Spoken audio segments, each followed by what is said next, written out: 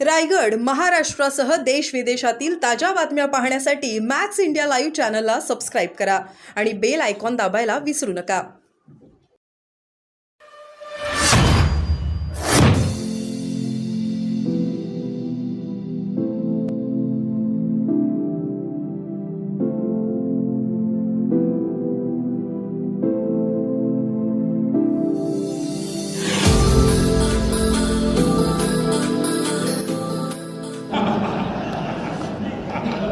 दादा तेवढं पोस्टलचं बोला फक्त. मी खैरे साहेबांना सांगितलं की लवकर आटोपू.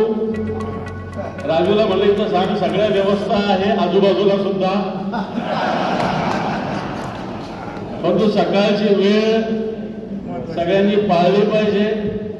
सगळ्याला कंटिन्यू कॉन्टॅक्ट निश्चित केला जाईल. परंतु मला असं वाटतं ही परिवर्तनाची वेळ.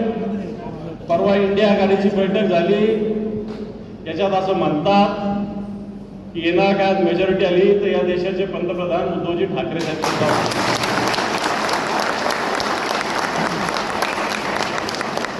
मला असं वाटतं याच्यासारखा आपल्या शिवसैनिकांना आनंद होणारा क्षण कोणताही नसेल.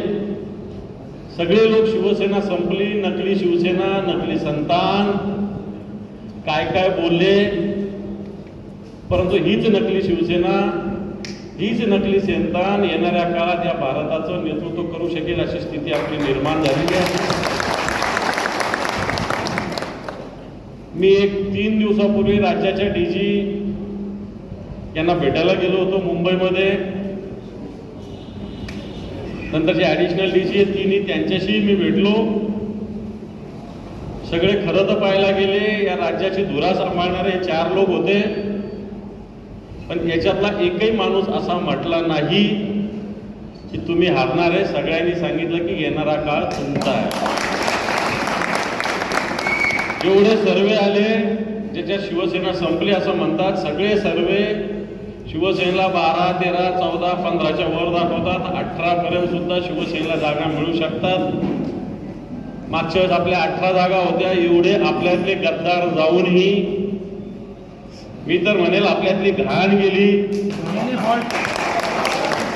आणि येणाऱ्या काळात या लोकसभेच्या विजयातून या संभाजीनगरात, या मराठवाड्यात आणि या महाराष्ट्रात पुन्हा एकदा ताकदीनं उद्धवजींच्या नेतृत्वाखाली आपण सगळे काम करू.